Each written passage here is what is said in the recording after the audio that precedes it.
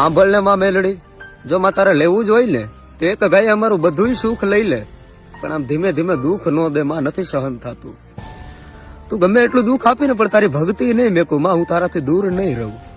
તારી ભક્તિમાં કદાચ મારે મોત આવી જાય ને, મારો મરવાનો દાડો આવી જાય ને તો એ મને પહોંચ થાય માં, પણ તારી ભક્તિ નહીં મેકું માં. મને હાલતા ચાલતા ઉઠતા બેઠતા બસ તું જ દેખાય છે માં, તારા સિવાય બીજું કઈ દેખાતું નથી. તું પ્રાણ છો, તું જીવ છો માં, તું છે ને અમારું ગઠપણનો ઠેકો બની માં, તારા સિવાય અમારું કોણ છે માં. તું ભલે અમને લાડ નો લડાવ્યો, અમારે નથી માડી લાડ, અમારે નથી લડાવવા, અમારે કોઈ વસ્તુ કાંઈ નથી જોતું.